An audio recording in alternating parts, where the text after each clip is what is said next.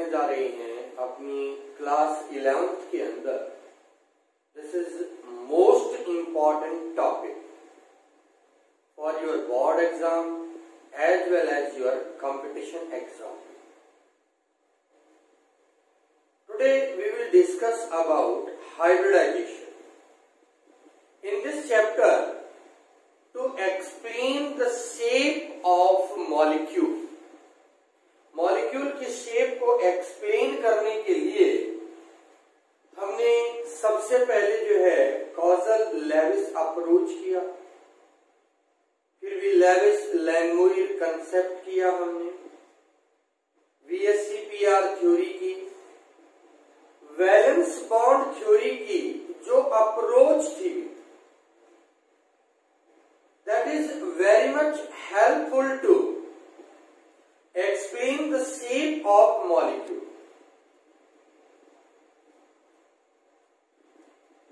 ये कहती है कि भी एक केमिकल बॉन्ड और covalent bond is formed between two atom by overlapping of their orbitals. उनकी ऑर्बिटल की ओवरलैपिंग के द्वारा जो है वो बॉन्ड बनते हैं। If it is true, only the half-filled orbital can take part into the hybridization, or the valency of atom is equal to the number of half-filled orbitals. इसके अनुसार जो वैलेंसी होनी चाहिए एटम की वो होनी चाहिए आपका उसके number of half filled orbital के बराबर। But it is not true for certain atom. For example beryllium जिसका एटॉमिक नंबर है 4, electronic configuration 1s2 2s2, boron atomic number है 5, electronic configuration 1s2 2s2 2px1, और कार्बन है जिसका atomic number है 6, 1s2 2s2 2px1 2py1। यहां पर beryllium की वैलेंसी 0 होनी चाहिए, बोरॉन की वैलेंसी 1 होनी चाहिए और कार्बन की वैलेंसी 2 होनी चाहिए on the basis of half filled orbital concept. But it is not true. Beryllium has valency 2, boron has valency 3 and carbon has valency 4। This can be explained on the basis of that in excited state one of the electron from s orbital, ये जो s orbital है यहां से एक electron jump कर जाएगा आपका excited state के अंदर, तो मैं इसको कहूंगा ये ग्राउंड स्टेट इलेक्ट्रॉनिक कॉन्फ़िगरेशन है। और यहां पर हम बात करेंगे एक्साइटेड स्टेट इलेक्ट्रॉनिक कॉन्फ़िगरेशन की। एक्साइटेड स्टेट के ऊपर बेरिलियम का जो इलेक्ट्रॉनिक कॉन्फ़िगरेशन होगा 1s2 2s1 2px1, boron 1s2 2s1 2px1 2py1, carbon 1s2 2s1 2px1 2py1 2pz1। अब यहां पर आप देखें एक इलेक्ट्रॉन ग्राउंड स्टेट में जब था वहां से एक्साइटेड स्टेट के अंदर p ऑर्बिटल के अंदर जंप कर जाता है bye gaining the energy. So that beryllium has 2 half filled, boron has 3 half filled and carbon has 4 half filled orbital. So their valency can be 2, 3 and 4 respectively. From here, we consider that s orbital have lower energy than that of p orbital. so that the bond formed by s orbital has lower energy than e, but it is not so. All the bond have same energy. सभी bond की energy क्या होगी? Same होगी. Also, the shape of these orbital or direction is different.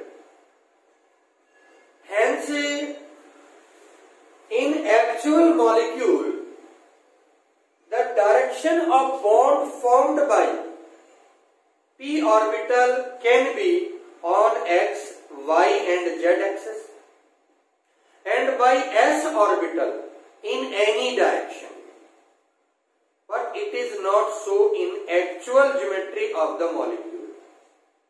So the new concept was given, and that concept is known as hybridization.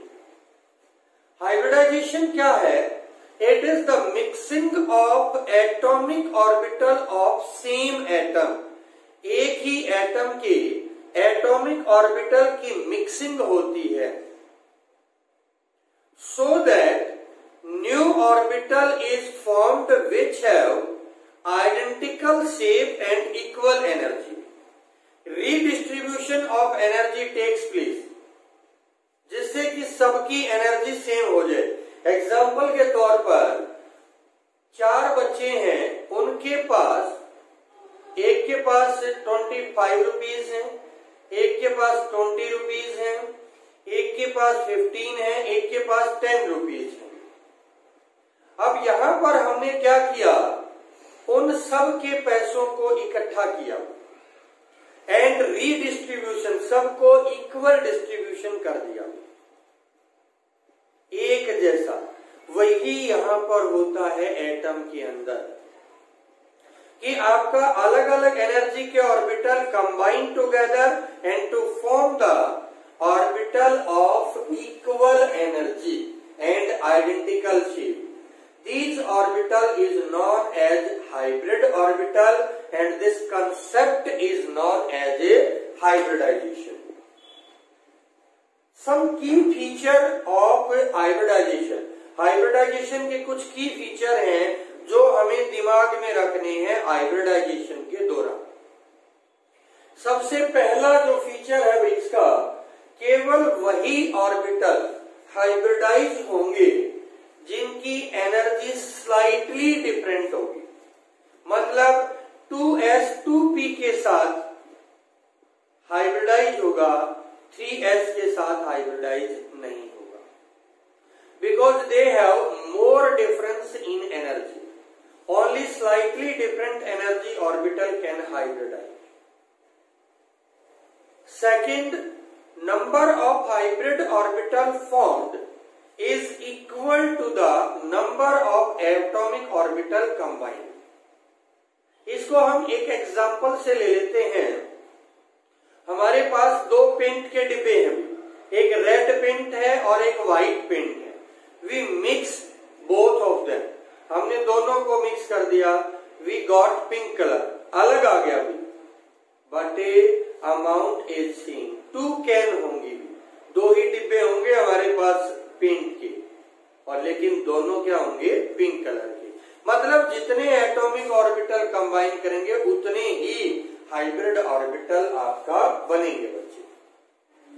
तीसरा जो ये कहता है, not only half filled orbital, sometime completely filled orbital is also take part into the hybridization. For example, अगर मैं बात करूं formation of NH3, NH3 के अंदर नाइट्रोजन का एटॉमिक नंबर है 7, इसका electronic configuration 1s2, 2s2, 2px1, 2py1, 2pz1. यहां पर 3 तो हाफ फिल्ड ऑर्बिटल है और एक कंप्लीटली फिल्ड ऑर्बिटल है. In this molecule, all the 4 orbital is undergoes hybridization, and this hybridization is एक s है और तीन p ऑर्बिटल, इस हाइब्रिडाइजेशन को हम नाम देंगे sp3। आपने इसी प्रकार हाइब्रिडाइजेशन को नाम देना है। एक p ऑर्बिटल हो तो sp हाइब्रिडाइजेशन, एक s दो p ऑर्बिटल हो तो sp2, एक s तीन p ऑर्बिटल हो तो sp3, एक s तीन p एक d हो तो sp3d। इस तरह से हाइब्रिडाइजेशन को नाम देना है। अब यहाँ पर कितने एटॉमिक ऑर्बिटल टेक पार्ट किए भाई? 4। तो हाइब्रिड कितने बनेंगे? 4 hybrid orbital. 4 sp3 hybrid orbital is formed and their shape is like that। इस तरह की शेप होगी, ये शेप होगी। And these sp3 hybrid orbital, one is occupied by lone pair and other 3 is overlapped with the s orbital of hydrogen। This is the shape of ammonia molecule। ये ammonia molecule की shape होगी। इसको हम tetrahedral shape बोलते हैं, लेकिन due to presence of lone pair it is distorted, और इसको हम बोलेंगे पिरामिडल शेप। क्या बोलेंगे इसको? Pyramidal shape. तो यहां पर ये कहता है केवल हाफ फिल्ड इनी कंप्लीटली फिल्ड ऑर्बिटल भी जो है वो हाइब्रिडाइजेशन के अंदर भाग लेंगे। Next point, not necessary that all the half filled orbital take part into the hybridization. जरूरी नहीं है कि सारे के सारे हाफ फिल्ड ऑर्बिटल हाइब्रिडाइजेशन में भाग लें। For example, in case of ethene molecule,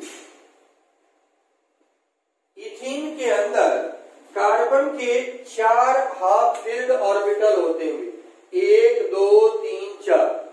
तो sp3 हाइब्रिडाइजेशन होनी चाहिए, लेकिन इथीन के अंदर केवल 3 भाग लेते हैं, 1 s और 2 p ऑर्बिटल। sp2 हाइब्रिडाइजेशन होगी और यहां पर जो शेप आपकी बनेगी वो लगभग इस तरह की शेप होगी।